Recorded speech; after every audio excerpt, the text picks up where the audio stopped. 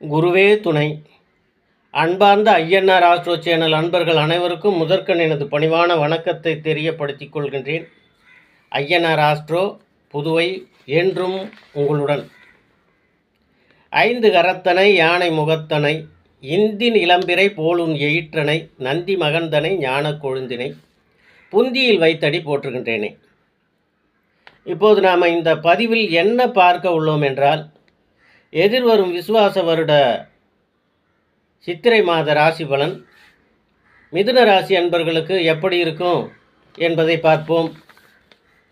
அவசரப்படாத குணம், நிதானமான பேச்சு, இயல்பான நடவடிக்கை, யதார்த்தமான வாழ்க்கைக்கு சொந்தக்காரரான மிதுன ராசி அன்பர்களே, இந்த சித்திரை மாத வாக்கில் உங்கள் ராசிநாதன் புதன் பகவான் உங்கள் ராசிக்கு 10ஆம் இடத்தில் தொழில் ஸ்தானத்தில் மீன ராசியில் நீச்சம் பெற்ற நிலையில் உள்ளார்.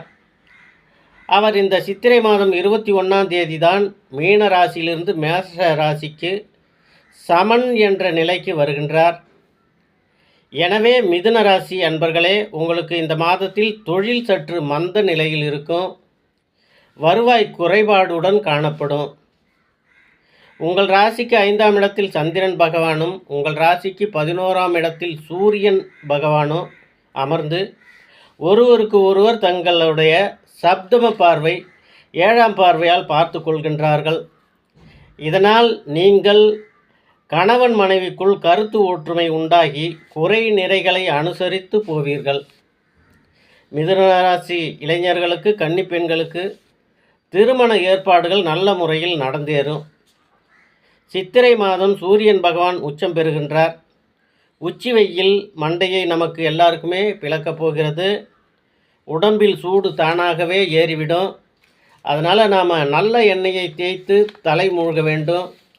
மிதுன ராசி அன்பர்களே, நீங்கள் உங்கள் உடல் ஆரோக்கியத்தில் கவனம் வேண்டும்.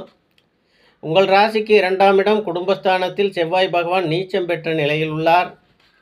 உங்கள் ராசிநாதனும் நீச்சம் பெற்று பல கிரகங்களோடு சேர்க்க பெற்றுள்ளார். இதனால் வேலை செய்யும் இடத்தில் விட்டு கொடுத்து போவது உத்தமம். சகோதரன் சகோதரிகளுக்குள் கருத்து வேற்றுமை வரலாம். எனவே சகோதரர்களோடு பேசும்போதும் பழகும்போதும் கவனமாக நடந்து கொள்ளுங்கள். யாருக்கும் ஜாமீன் கையெழுத்து போட வேண்டாம்.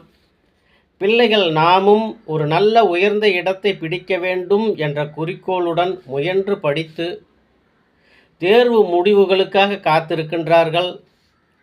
அவர்கள் நல்ல மதிப்பெண்களை பெற்று மேல் வகுப்புகளுக்கு முன்னேறி செல்வார்கள். பிள்ளைகள் வெயிலில் சுற்றி திரிந்து உடல் சூடு காரணமாக பாதிப்புகள் வரும் பிள்ளைகளுக்கு.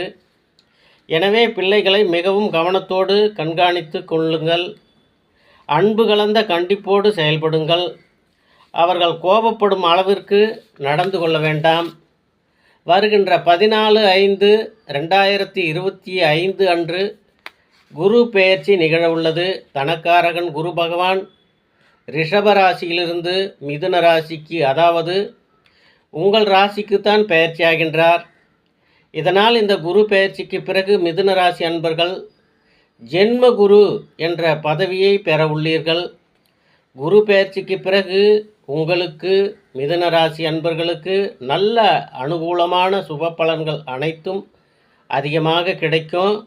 எனவே இந்த இடைப்பட்ட சித்திரை மாதத்தில் நீங்கள் நவக்கிரக கோயிலுக்கு புதன்கிழமைகளில் சென்று 9 முறை நவக்கிரக கோவிலை வலம் வந்து 9 அகல் தீபத்தை ஏற்றி வைத்து புதன் பகவானை மனதில் நினைத்து, புதன் பகவானே, எங்கள் பிள்ளைகளுக்கு நல்ல புத்தி வரணும், நிறைய படிப்பு வரணும், சொல்லி கொடுக்கின்ற ஆசிரியர்களுக்கு எங்கள் பிள்ளைகள் மீது நல்ல மதிப்பு வரணும் அப்படின்னு வேண்டிக்கொண்டு வணங்கி வழிபடுங்கள். உங்களுக்கு மிதுன ராசி அன்பர்களுக்கு தடை தாமதங்கள் அனைத்தும் நீங்கி எடுக்கின்ற காரியம் அனைத்தும் வெற்றியாகவே முடியும். பிள்ளைகளும் மேல் வகுப்புகளுக்கு முன்னேறி செல்வார்கள் என கூறி மிதுன ராசி அன்பர்களை பல்லாண்டு பல்லாண்டு பல்லாயிரத்து 100 ஆண்டுகள் வாழ்க வாழ்க என வாழ்த்தி உங்களிடமிருந்து விடைபெறுகின்றேன். நன்றி, வணக்கங்க.